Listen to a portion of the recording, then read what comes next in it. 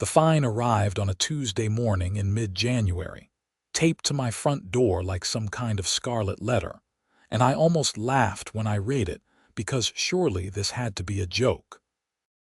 $500 for creating unsightly vehicle tracks across my own property and disrupting the aesthetic harmony of Mountain Ridge Estates. I stood there in my thermal underwear and wool socks, coffee mug steaming in the 14-degree air that rushed through my open door, reading the notice 3 times before the anger started to build. I had lived in my cabin outside Whitefish, Montana, for 2 years, having purchased the property with money I had saved from 15 years of working offshore oil rigs. The place was perfect for me. 60 acres of pristine forest and meadow, with a creek running through the eastern boundary and the most spectacular view of the Whitefish Range you could imagine. I had specifically chosen a property far enough from the main HOA community to enjoy privacy while still technically being part of Mountain Ridge Estates, which gave me access to the private road system that connected to Highway 93. The snowmobile tracks they were fining me for crossed my own land. My land. Not common areas, not someone else's property, but the 60 acres I paid for with my own sweat and blood. I had been riding my Arctic cat across my meadow for weeks, enjoying the Montana winter the way it was meant to be enjoyed. The tracks were beautiful swooping patterns through fresh powder, and they were on my property. I called the number listed on the fine immediately. A woman answered on the 3rd ring with a tone that suggested she had been waiting for my call and was already irritated about it. Mountain Ridge Estates HOA, this is Deborah speaking. Yeah, hi, this is Travis Ingram. I just got a fine taped to my door about snowmobile tracks on my property, and I think there's been some kind of mistake. Mr. Ingram, Lot 47, correct. Papers rustled in the background. That's right. There's no mistake, Mr. Ingram. You signed the HOA covenant when you purchased your property. Section 12, paragraph 4 clearly states that all property must maintain aesthetic standards consistent with the natural mountain environment. Motorized vehicle tracks visible from common areas or neighboring properties are considered a violation. I pinched the bridge of my nose, feeling a headache forming. The tracks are on my own land. I'm not riding through the neighborhood or on anyone else's property. The tracks are visible from Timber Ridge Road, which is a common area. Multiple residents have complained. The fine stands. You have 30 days to pay and the tracks must not reappear or you'll face additional fines. This is ridiculous. What am I supposed to do, not use my own property? You're welcome to review the covenant documents, Mr. Ingram. Everything is clearly outlined. Have a good day. She hung up before I could respond. I stood there holding my phone, staring out at my meadow where fresh snow had fallen overnight, covering the tracks they were so offended by. $500 for riding my snowmobile on my own land. I spent the next hour digging through the paperwork from my home purchase, finding the HOA covenant buried in a stack of closing documents. It was 73 pages of single-spaced legal text, and I admit I hadn't read it thoroughly when I bought the place. I had been so focused on finally having my own piece of Montana paradise that I had glossed over the HOA stuff, assuming it was just standard rules about not painting your house neon pink or leaving broken cars in your yard. Section 12, paragraph 4 did mention maintaining aesthetic standards, but it was vague enough to be interpreted a dozen different ways. Nothing specifically mentioned snowmobile tracks. I kept reading, getting angrier with each page. The rules covered everything from approved exterior paint colors to the maximum height of firewood stacks to restrictions on satellite dishes. It was insane. This was Montana, not some manicured suburb. I was about to close the document when something in Section 27 caught my eye. It was about easements and road access. I read it twice, then pulled up the property survey I had gotten when I bought the place. My heart started beating faster as I traced the property lines with my finger. The private road system that served Mountain Ridge Estates ran through several different parcels before connecting to the highway. Most of it was on designated common area land maintained by the HOA. But there was a quarter-mile stretch that ran directly through my property, the southeastern corner where my land bordered the main development. During summer, this wasn't the only access route. People could take Meadow Lane, which looped around the southern edge of the development and connected to a different highway access point. But Meadow Lane wasn't maintained in winter. According to the documents, it was classified as a seasonal road, closed from November through March. That meant the only year-round access to and from Mountain Ridge Estates was Timber Ridge Road, the stretch that cut through my property. I sat back in my chair, a slow smile spreading across my face. I owned the land.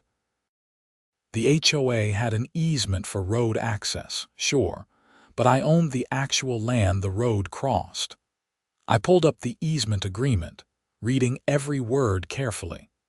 It granted access for residents and guests to travel across my property via the designated road.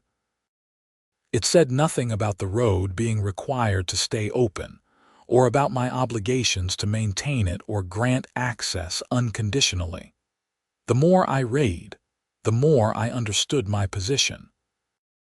The easement was for the road itself, but standard easement law in Montana meant the property owner still retained significant control. And there was nothing in the agreement that said I couldn't revoke or modify the easement if the HOA violated the terms of our mutual agreement or treated me unfairly. I was not a lawyer, but I had learned a thing or two about contracts and agreements during my years working in the oil industry. I knew enough to know I needed professional help. I called Tom Morrison, a real estate attorney in Whitefish whose son I had helped fix a foundation problem the previous summer. "Travis, good to hear from you," Tom said when he took my call. "How's the cabin?" "The cabin's great. The HOA is trying to find me for snowmobile tracks on my own property, and I need to understand my options." "HOA troubles, huh? Let me guess. Mountain Ridge Estates. How'd you know?" "Because Deborah Palmer has been running that HOA like her personal fiefdom for 5 years now. You're not the first person to call me about problems with her. Bring your documents to my office this afternoon. Let's see what we're dealing with." I met Tom at 2 o'clock bringing everything. My property deed, the survey, the HOA covenant, the easement agreement, and photos of the fine notice. He spent 40 minutes reviewing everything while I drank terrible coffee from his office machine and stared out at the gray January sky. "This is interesting," Tom finally said, leaning back in his chair. "Very interesting. What am I looking at?" "Well, the fine is questionable at best. Aesthetic standards have to be reasonable and consistently applied. I'd bet money that if we reviewed the rest of the development, we'd find plenty of violations they're not enforcing. Snowmobile tracks on private property visible from a road is a stretch. But more importantly, you've got significant leverage here, the road access." "Exactly. You own the land. They have an easement, but easements can be challenged or revoked under certain circumstances. Montana law is pretty clear about this. If the easement holder, in this case the HOA, acts in bad faith or uses the easement as leverage to impose unreasonable demands on the property owner, you have grounds to restrict or terminate the easement. So I could close the road, potentially. It would likely end up in court, and there would be arguments about reasonable access and prior use. But the fact that there's an alternative route, even if it's seasonal, strengthens your position. The question is, do you want to go to war with your HOA? I thought about the condescending tone in Deborah's voice, the absurdity of the fine, the idea that I had bought property in Montana only to be told I couldn't enjoy it. I don't want to be at war with anyone. I just want to be left alone on my own land. But I'm not paying a $500 fine for doing nothing wrong. Tom nodded slowly. Let me make a suggestion. Don't pay the fine, but don't ignore it either. Contest it formally. I'll help you draft a letter. We'll cite the vagueness of the rules, question the consistent enforcement, and mention that you're reviewing all aspects of your relationship with the HOA, including easement agreements. Let them know you're not a pushover, but leave the door open for reasonable resolution. And if they push back, then we consider the nuclear option. But let's try diplomacy first. Even Deborah Palmer might see reason when she realizes what's at stake. We drafted the letter together. It was professional but firm, laying out my position and making it clear I wasn't going to be bullied. Tom emphasized the part about reviewing easement agreements, making sure it was prominent enough to catch attention without being an outright threat. We sent it certified mail that afternoon. 3 days later, my phone rang at 7 in the morning. I didn't recognize the number, but I answered anyway. Mr. Ingram, this is Deborah Palmer from the Mountain Ridge Estates HOA. Her voice was ice. I received your letter, and I have to say, I find your tone very concerning. Good morning to you too, Deborah. I find $500 fines for using my own property concerning. The rules are very clear, Mr. Ingram. Every resident agrees to maintain standards. The rules are vague, and you know it. Snowmobile tracks on private property aren't a legitimate violation. I've been through the covenant with my attorney. There was a pause. Your attorney, Tom Morrison, I assume you know him. Another pause, longer this time. Mr. Ingram, there's no need to involve attorneys. The HOA board simply wants all residents to respect the community standards that make Mountain Ridge Estates such a desirable place to live. Then dismiss the fine. I can't do that. Multiple residents complained. If I dismiss your fine, I set a precedent. Then we have a problem, because I'm not paying it. And since we're reviewing all aspects of my relationship with the HOA, I should mention I've been looking very carefully at the easement agreement for Timber Ridge Road. The silence on the other end was so complete I thought the call had dropped. Then Deborah spoke again, and her voice was different, more careful. What about the easement agreement? Just reviewing it, making sure I understand all my rights and obligations as a property owner. You know how it is. Mr. Ingram, that easement has been in place since the development was created. It's fundamental to the community's access. I understand that, and as long as the HOA treats me fairly as a property owner, I'm happy for things to continue as they are. But if we're going to have disputes about absurd fines for non-violations, then I need to understand exactly where I stand legally on all matters. I'm sure you understand. I could practically hear her grinding her teeth through the phone. Let me speak with the board. Perhaps we can find a resolution that works for everyone. That sounds reasonable. I look forward to hearing from you. I hung up feeling pretty good about myself. Tom had been right. The veiled threat about the easement had gotten her attention. Maybe this would blow over without further drama, and I could go back to enjoying my property in peace. I should have known better. 2 days later, I received a certified letter from the HOA. Not a dismissal of the fine, but an escalation. The original $500 fine was now $1,000 for failure to comply within the required time frame, plus an additional $500 for threatening the HOA board. They cited Section 41, Paragraph 2 of the covenant, which apparently covered intimidation or coercion of board members in the execution of their duties. I called Tom immediately. "They're doubling down," he said after I read him the letter. "Deborah is not known for backing down, even when she should. This is going to get messy. What are my options? You can pay the fine and accept it, which I don't recommend. You can continue to contest it through the HOA's internal dispute process, which is overseen by Deborah herself. So that's not going anywhere. Or we can file suit against the HOA for improper fines and violation of your property rights, and simultaneously file for an injunction restricting their easement access pending resolution. What would that mean, practically speaking? It would mean you could potentially block or restrict access to Timber Ridge Road where it crosses your property. Given that it's January and that's their only winter access, it would put enormous pressure on the HOA to settle. But it's aggressive, Travis.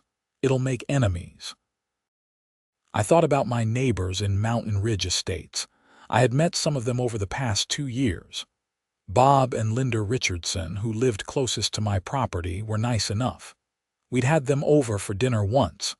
There were families with kids, retirees, young couples. Most of them had nothing to do with the HOA board or this stupid fine. They were just people living their lives.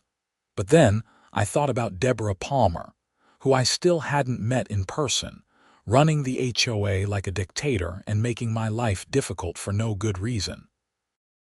I thought about the principle of the thing, about property rights and not being pushed around. If I restrict the easement, what happens to the residents? How do they get in and out? Meadow Lane is the alternative, but it's not maintained in winter.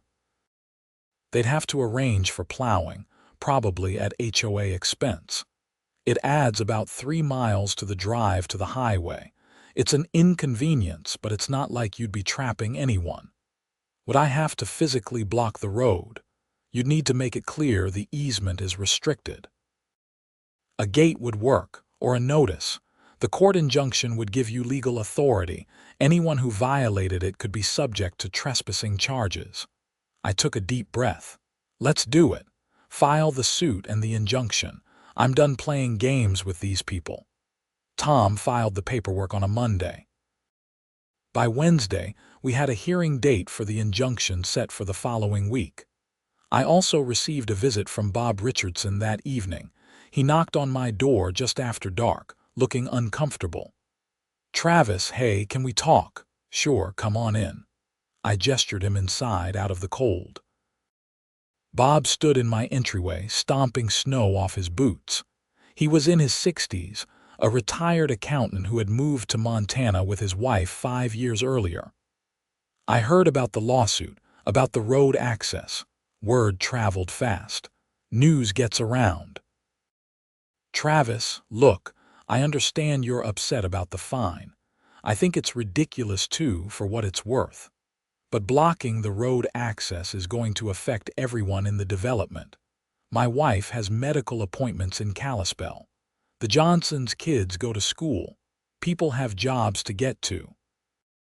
There's another road, Meadow Lane, which hasn't been plowed in 3 months and is under 4 feet of snow. It would take days to clear, and the HOA would have to hire equipment. In the meantime, people are stuck." I felt a twinge of guilt but pushed it aside. "This isn't about your medical appointments or anyone's kids, Bob. This is about the HOA fining me for using my own property. I tried to resolve this reasonably. They escalated. They doubled the fines. If they'd been willing to work with me, none of this would be necessary." I get that. I really do. But most of us, we're not the HOA board. We don't control what Deborah does. You're punishing all of us for her decisions. Then maybe all of you need to deal with Deborah. How long has she been running things like this? Bob sighed. Too long. She's been board president for 5 years. There are 3 other board members, but she dominates everything. Most people don't pay attention to HOA stuff until there's a problem. We get our newsletters, pay our dues, and ignore the politics. Well, now there's a problem. And maybe it'll motivate people to pay attention. Bob looked at me for a long moment, then nodded slowly. I can't say you're wrong. Good luck, Travis. I hope this works out. After he left, I sat in my living room watching the fire in my wood stove, thinking about what he'd said. I didn't want to make life difficult for my neighbors, but I also couldn't let the HOA push me around. Sometimes standing up for yourself meant making things uncomfortable for others, at least temporarily. The injunction hearing was held in Flathead County District Court the following Tuesday. Tom and I arrived early, reviewing our arguments one last time. The HOA was represented by a firm from Kalispell, 2 lawyers in expensive suits who looked like they billed by the quarter hour. Deborah Palmer sat behind them, a thin woman in her early 50s with perfectly styled blonde hair and an expression that could freeze water. Judge Sarah Cunningham presided. She was known as fair but no nonsense, according to Tom. She reviewed the filings, asked a few preliminary questions, then invited arguments. Tom laid out our case methodically.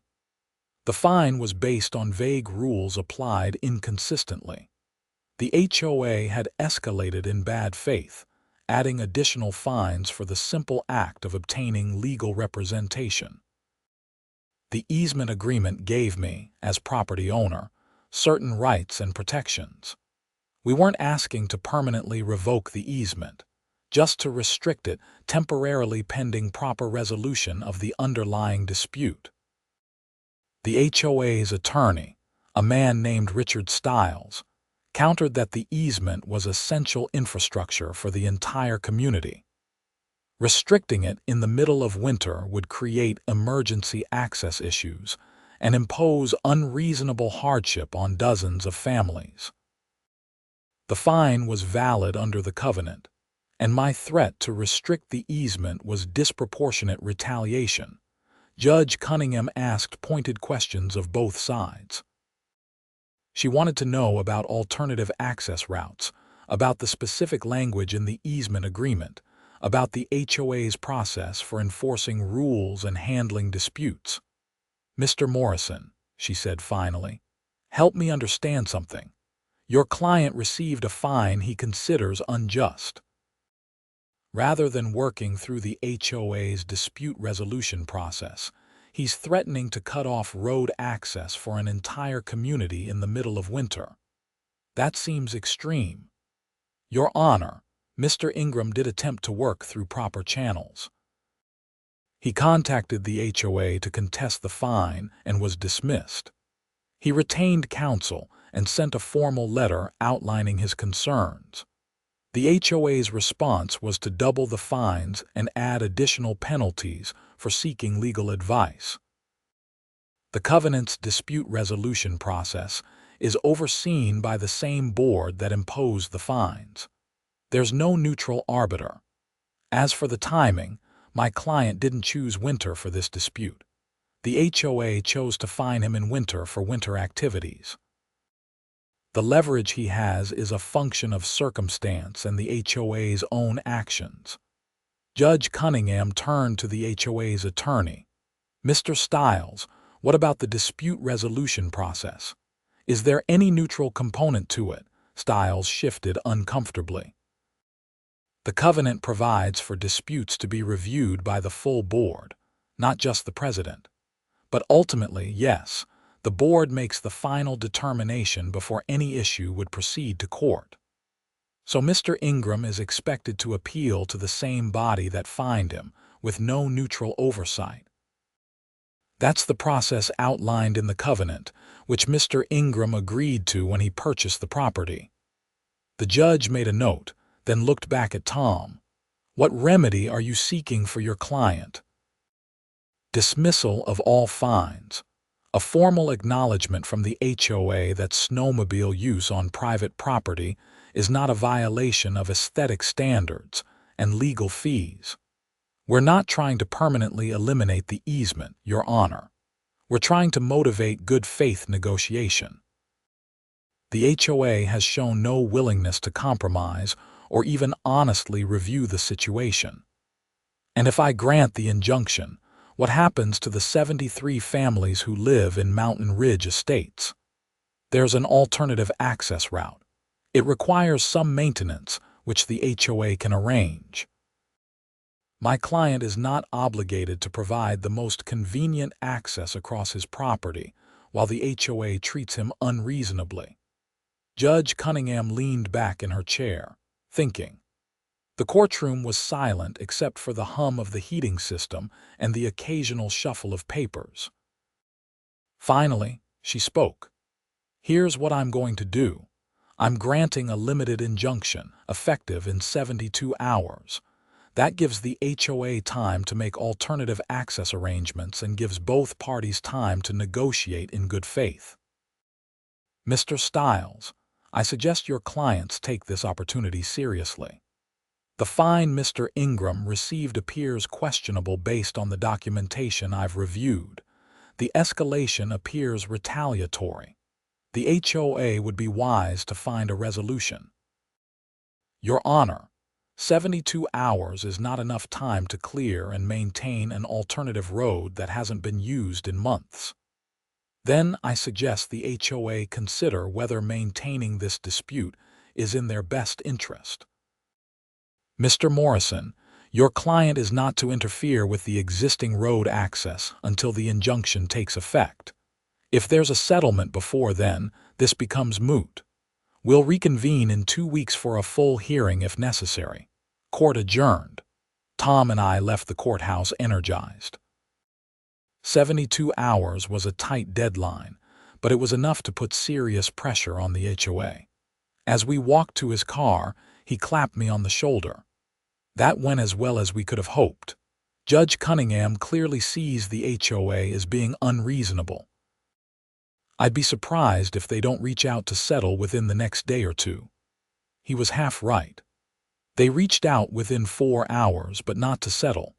I was home that evening, grilling a steak and trying to relax after the stress of the hearing when my doorbell rang.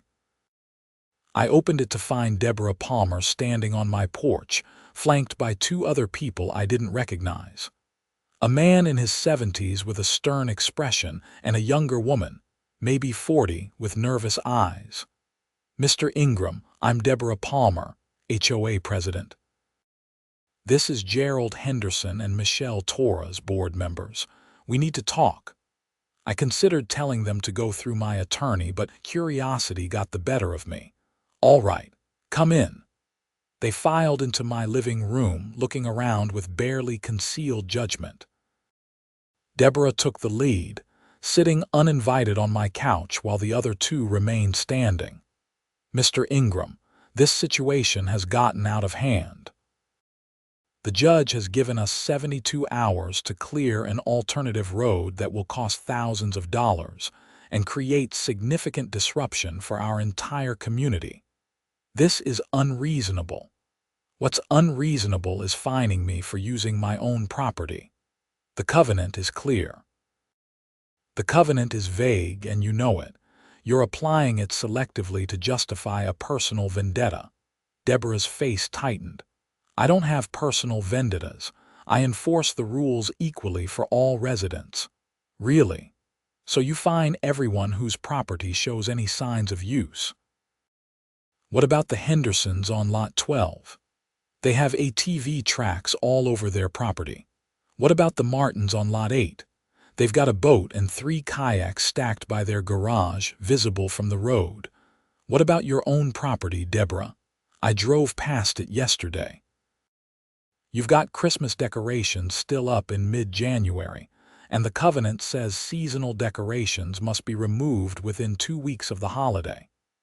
Deborah's face flushed. Gerald Henderson spoke up for the first time. Mr. Ingram, perhaps mistakes have been made in how this was handled. But closing the road access isn't the answer. People will be hurt by this. Can we find a compromise?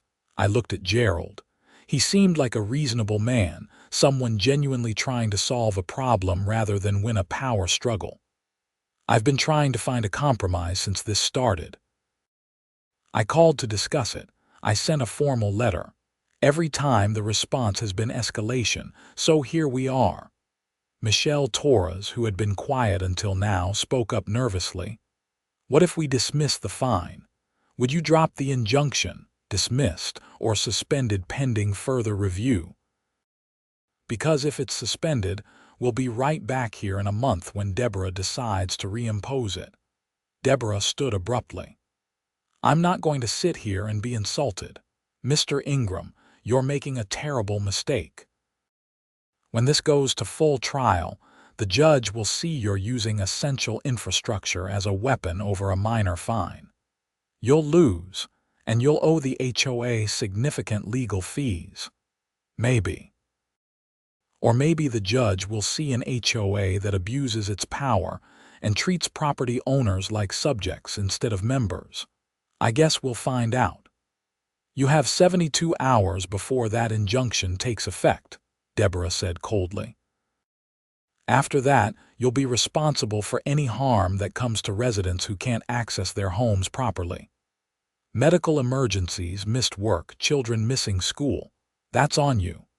No, Deborah, it's on you. You created this situation. You chose to fine me for nothing. You chose to escalate. You chose to ignore reasonable attempts at resolution. All I'm doing is standing up for my property rights.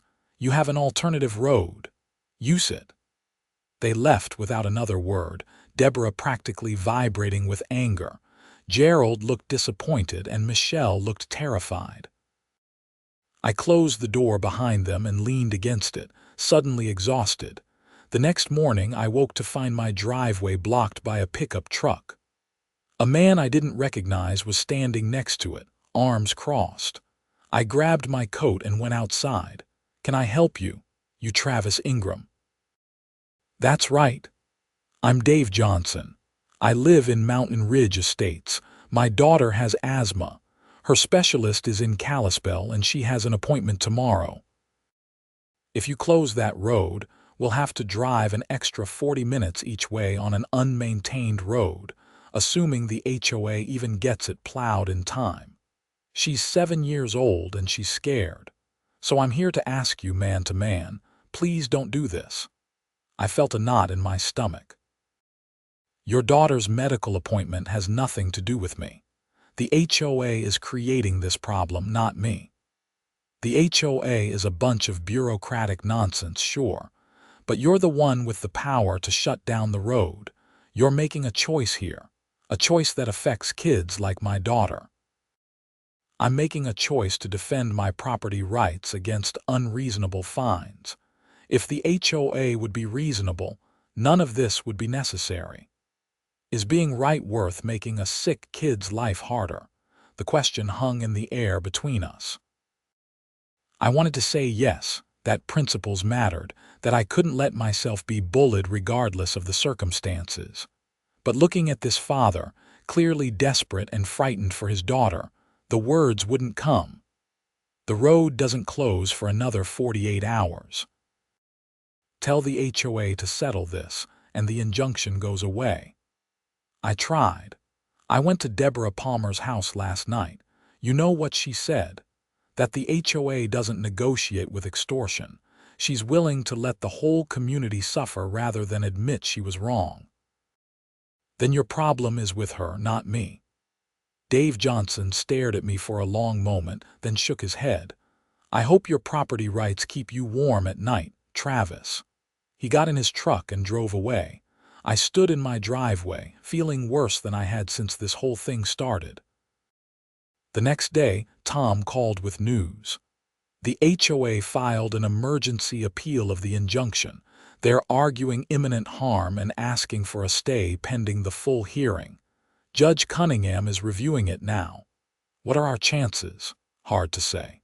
The daughter with asthma is a compelling argument. They're also claiming potential emergency service delays, economic hardship for residents who might miss work. They're throwing everything at the wall.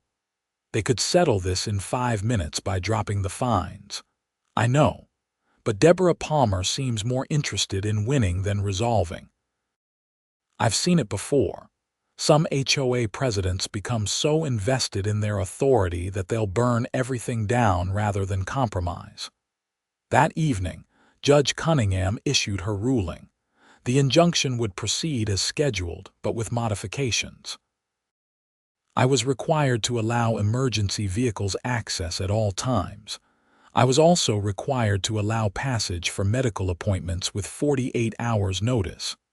For regular traffic, the restriction would remain in place. Tom called it a partial victory. I called it a mess.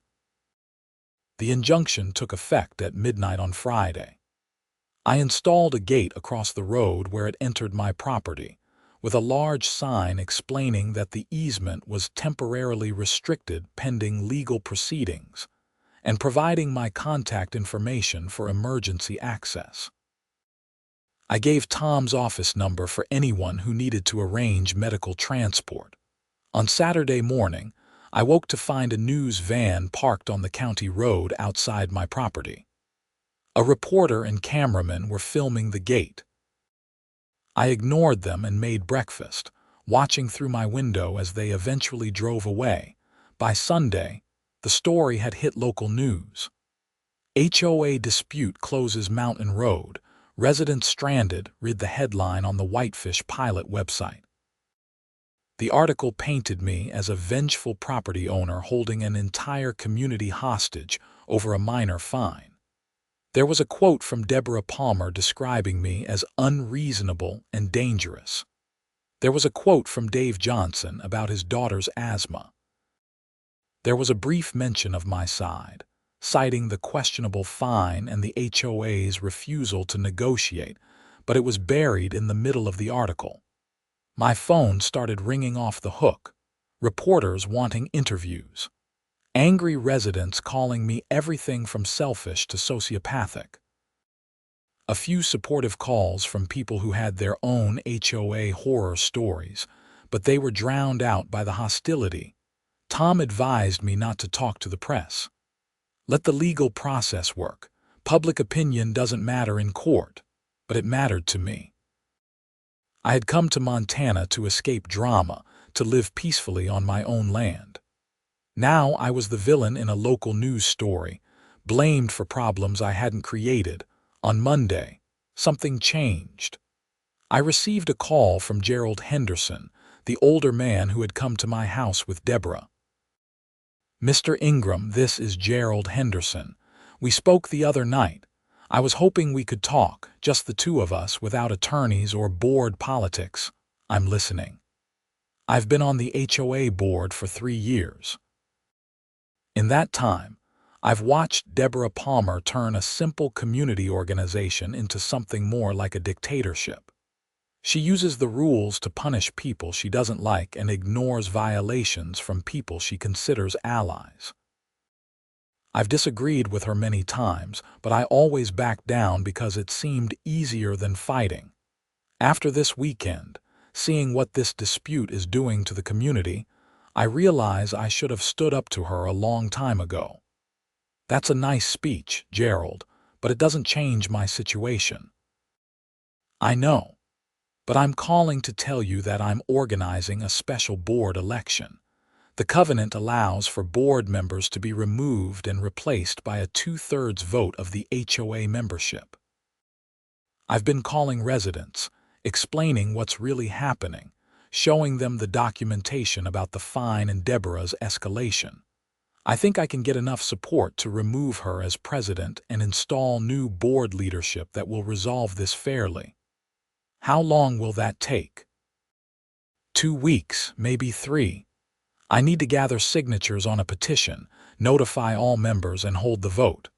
But Mr. Ingram, Travis, if I can pull this off, will you work with the new board to find a solution? Will you open the road again? I thought about it. It could be a delaying tactic, a way to get me to drop the injunction while they figured out a new strategy. But Gerald sounded genuine, and frankly, I was tired of being the bad guy. If there's a new board that's willing to dismiss the fines and acknowledge I have the right to use my property as I see fit, I'll open the road immediately. But I need that in writing, signed by board leadership. Not promises, not good intentions. An actual legal document. Fair enough. Give me 2 weeks. I'll make this happen. True to his word, Gerald Henderson worked fast. Over the next week, I watched from a distance as Mountain Ridge Estates erupted in political upheaval. Gerald had created a Facebook group for concerned residents, posting documentation of the fine against me, the escalation, and examples of Deborah's inconsistent rule enforcement. He posted photos of violations all over the development that had been ignored while I was being fined. ATV tracks, oversized vehicles, prohibited structures, expired decorations. The evidence of selective enforcement was overwhelming. Deborah fought back, sending angry emails to the entire HOA membership, accusing Gerald of working with me to undermine community standards. She called me hostile to the community and claimed the gate closure was proof that I was a dangerous neighbor who should be forced out. But the tide had turned. Residents were angry about the road closure, yes, but they were angrier at Deborah for creating the situation. People who had their own grudges against her over past fines or rule disputes came forward. A picture emerged of years of petty tyranny, using HOA rules as a weapon against anyone who crossed her. The petition to remove the board and hold special elections gathered 98 signatures out of 73 households, well over the 2/3 required. Multiple households signed, spouses and adult children all adding their names. Deborah's last stand came at a community meeting held at the Whitefish Community Center. Tom advised me not to attend, but I went anyway, sitting in the back row and watching the drama unfold. Deborah stood at the front of the room, flanked by Michelle Torres, who still looked terrified. The other board members had resigned. She faced a room full of angry neighbors demanding answers. "This petition is procedurally flawed," Deborah insisted. "The covenant requires 30 days' notice for board elections, not 2 weeks. Gerald, standing in the crowd, responded calmly. "The covenant allows for emergency procedures when board actions create immediate harm to the community. Closing our only winter road access qualifies. I've reviewed this with an attorney. The petition is valid." "This is a witch hunt," Deborah said, her voice rising. "You're trying to remove me because I actually enforce the rules, unlike previous boards that let this community turn into a free-for-all." "You enforce the rules selectively," someone shouted from the crowd. "You fined Travis for snowmobile tracks but ignored the same thing on other properties. You fine people for having the wrong color mailbox but let your friends violate the rules constantly," someone else added. "I've done everything according to the covenant," Deborah said. "If you don't like how I've run this board, then you don't belong in Mountain Ridge Estates." The room erupted, people shouting over each other, accusations flying. Gerald called for order, eventually restoring enough calm to proceed with the vote. The results were overwhelming. Deborah Palmer was removed as board president by a vote of 67-6. Michelle Torres resigned on the spot, stating she only joined the board because Deborah had pressured her. 3 new board members were elected immediately, including Gerald as the new president. I left before the meeting ended, not wanting to become part of the circus, but I felt a weight lifting. Maybe finally this could be resolved. Gerald called me the next morning. "We did it. New board, new leadership. We're meeting tonight to formally review your case. I can't guarantee what the full board will decide, but I'm pushing for full dismissal of all fines and a written acknowledgement of your property rights. Can you come to the meeting? Will Deborah be there?" "No, she's no longer on the board. She has no role in this anymore." The meeting was held at Gerald's house. a comfortable cabin in the heart of Mountain Ridge Estates. The new board consisted of Gerald, a younger man named Marcus Chen who worked in tech, and a woman named Patricia Reeves who had lived in the development since it was founded. They had reviewed all the documentation. The original fine, the escalation, the covenant language, my legal filings, everything. We talked for 2 hours, going through each detail. In the end, they voted unanimously to dismiss all fines against me, with a formal acknowledgement that private recreational vehicle use on one's own property was not a violation of community standards as long as it didn't create safety hazards or excessive noise affecting neighbors. They also agreed to revise the covenant language to be more specific and less subject to arbitrary interpretation. Tom drafted a settlement agreement that night. I signed it the next morning. By noon, I had removed the gate from the road, but the story wasn't over. 2 days after the road reopened, I received a visit from a Flathead County Sheriff's deputy. He knocked on my door with a serious expression. "Travis Ingram, that's me. I need to ask you some questions about an incident involving Deborah Palmer." My stomach sank. "What kind of incident?"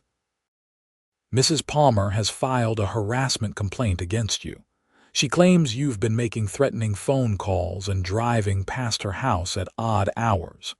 She says she feels unsafe in her own home because of your actions during this HOA dispute." "That's completely false. I've never called her except for the one initial call about the fine, and I've never been to her house. I don't even know where she lives. She provided phone records showing multiple calls from your number over the past week." "That's impossible. Can I see the records?" The deputy showed me his tablet. Sure enough, there were call logs showing my number calling Deborah's number multiple times, sometimes late at night. The most recent was yesterday at 11 p.m. "Deputy, I didn't make those calls. Someone is spoofing my number or this is fabricated." "Check my actual phone records. I can provide them right now." "We'll need to investigate. In the meantime, I need to advise you to have no contact with Mrs. Palmer. No calls, no visits, no messages through third parties. If these allegations have merit, you could face harassment charges." After he left, I immediately called Tom. "Deborah is trying to frame me for harassment. She's claiming I've been calling her and threatening her. Can she prove it? She apparently has phone records, but I never made those calls.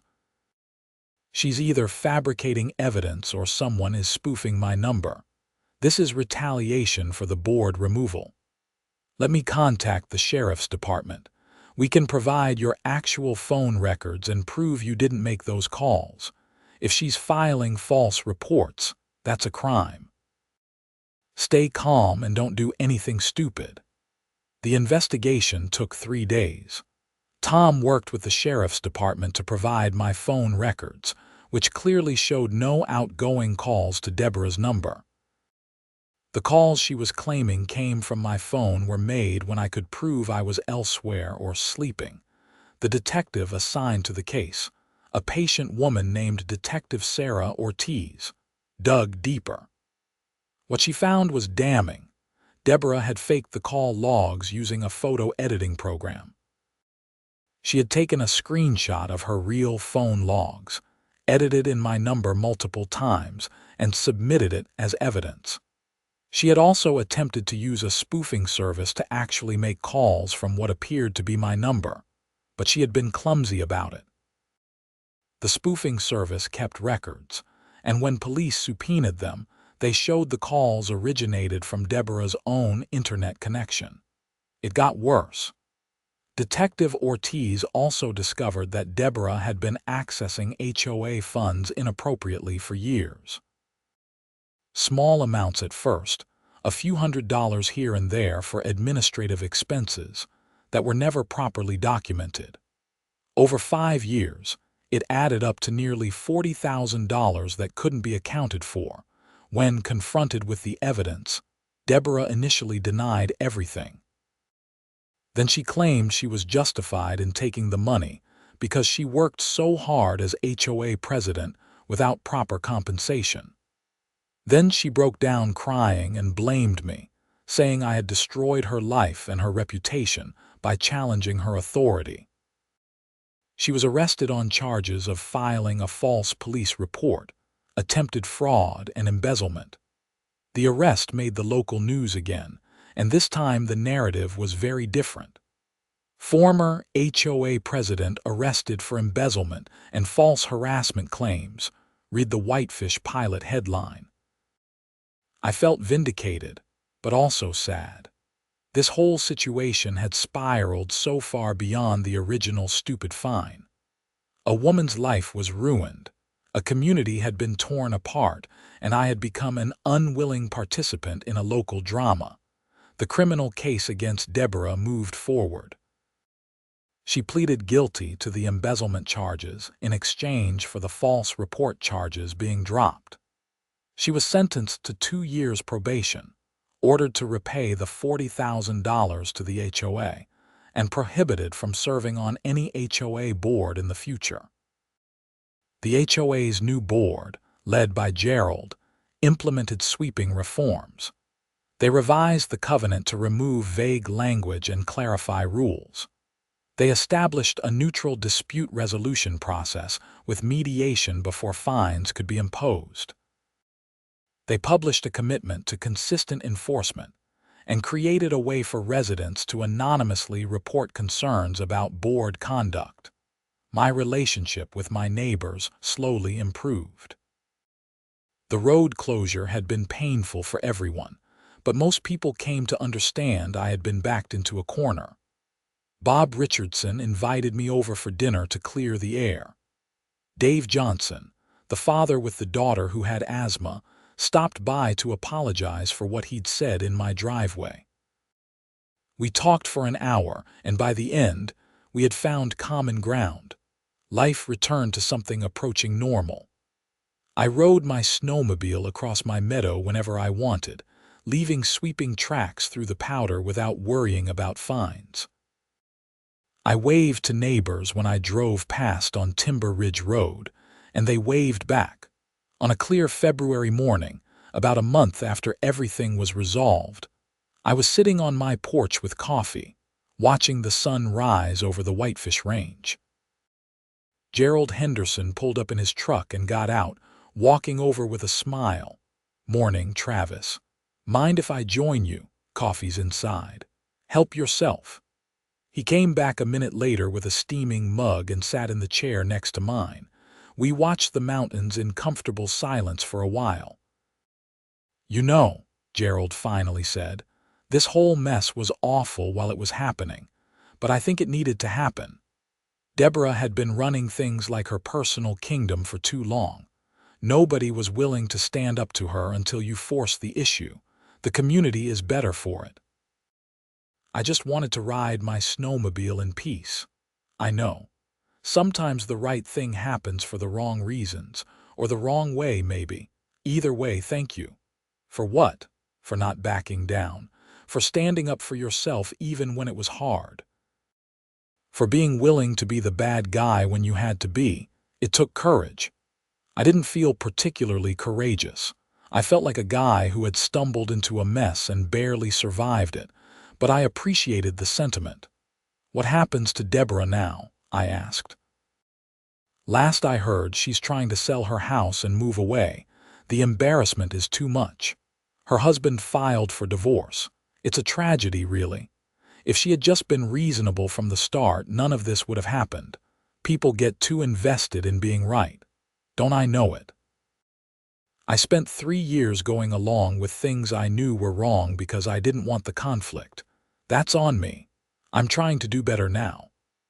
We finished our coffee as the sun climbed higher, burning off the morning frost. Gerald stood to leave, shaking my hand before he went. "You're a good neighbor, Travis.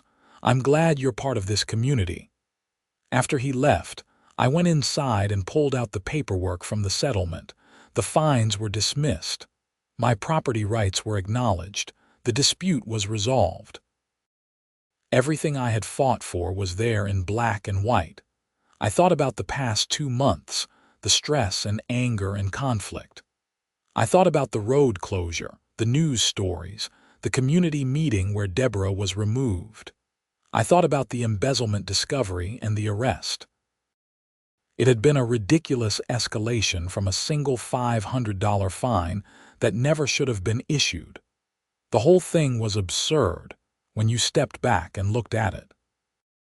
A HOA president on a power trip, a property owner who refused to back down, and a series of events that spiraled into something nobody could have predicted. But it was done now. The tracks my snowmobile left in the snow were just tracks again, nothing more. The road across my property was just a road, open to my neighbors who needed it. The covenant that governed Mountain Ridge Estates was reformed and fair.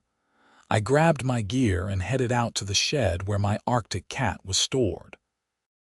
The day was perfect for riding, clear and cold with fresh powder from last night's storm.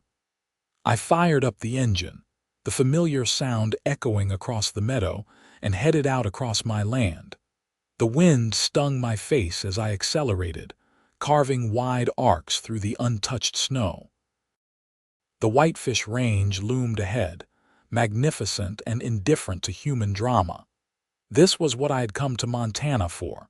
This freedom, this peace, this connection to wild places. A pair of ravens flew overhead, calling to each other. I stopped the snowmobile for a moment, killing the engine and sitting in the sudden silence. The only sounds were the wind through the pines and my own breathing. I had defended my property rights and won. I had stood up to unreasonable authority and prevailed. The cost had been high, the conflict unpleasant, but I would do it again if I had to. Nobody should be punished for using their own land in reasonable ways. Nobody should be bullied by petty bureaucrats drunk on tiny amounts of power. The story would become local legend, I knew. The guy who closed the HOAs rode over a snowmobile fine. The HOA president who got arrested for embezzlement. The community that reformed itself after years of dysfunction. People would tell it in bars and coffee shops, at community meetings and neighborhood gatherings. The details would shift over time, becoming exaggerated or simplified, but the core truth would remain. Sometimes you have to fight for what's yours. I started the snowmobile again and continued across my meadow, leaving fresh tracks in the snow. Beautiful, sweeping tracks that crossed my 60 acres of Montana paradise. My land, my tracks, my freedom. The HOA could send all the fines they wanted now. The new board understood property rights and reasonable rules. But even if they didn't, I knew something they would never forget. I controlled their winter road access. That knowledge would keep them honest, would ensure they thought twice before imposing arbitrary rules on anyone in the community. It was a strange kind of leverage, unwanted and accidentally discovered. But it was there, a permanent reminder that power dynamics in a community work both ways. The HOA had power over residents through rules and fines. But residents had power too, through their property rights and the infrastructure that crossed private land. The balance between community standards and individual freedom would always be tension.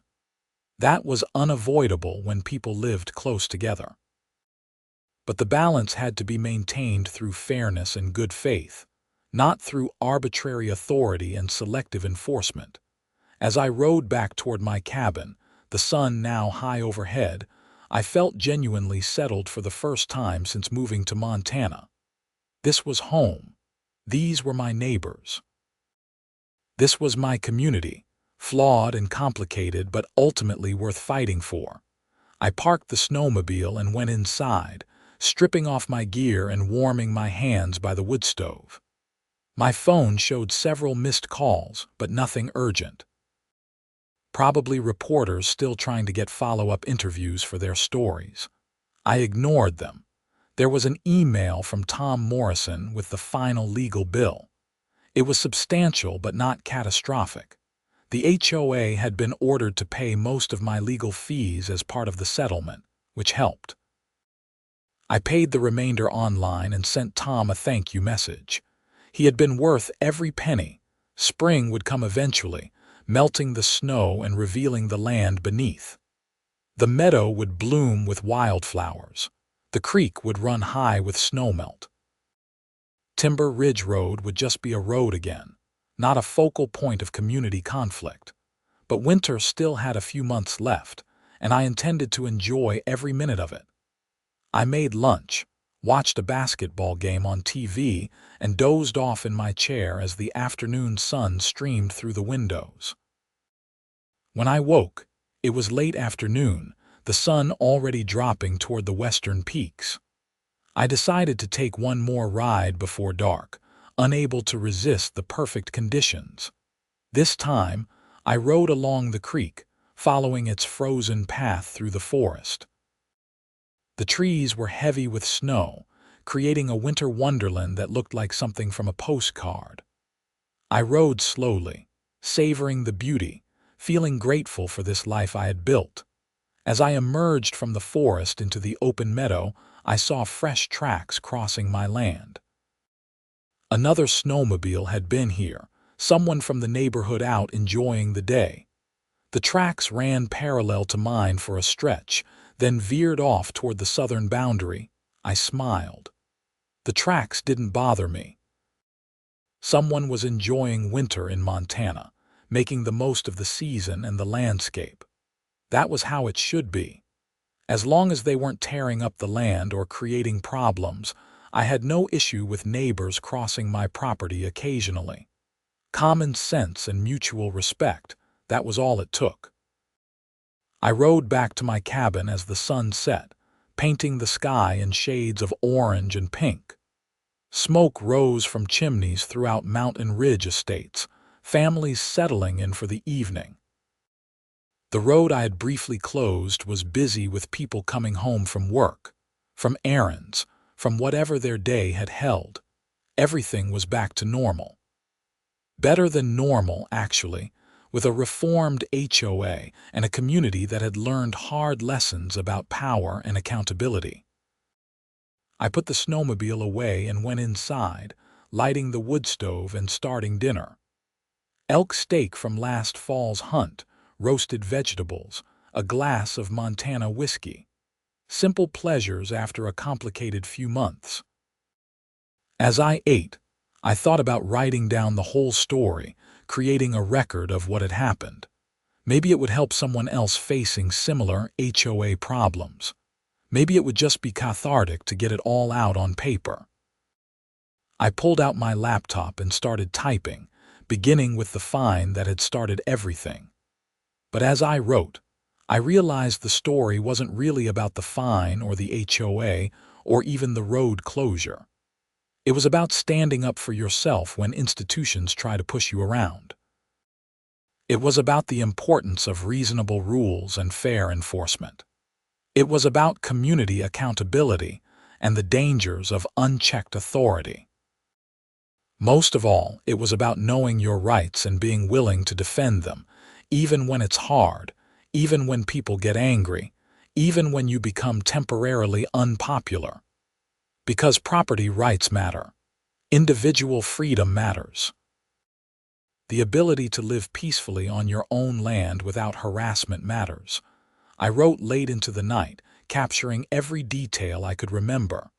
The fine notice taped to my door, the phone call with Deborah, the discovery about the road easement, the hearing with Judge Cunningham, the gate installation and the media coverage, the special election and Deborah's removal, the false harassment charges and the embezzlement discovery, the arrest and conviction, the settlement and the reforms. By the time I finished, it was past midnight.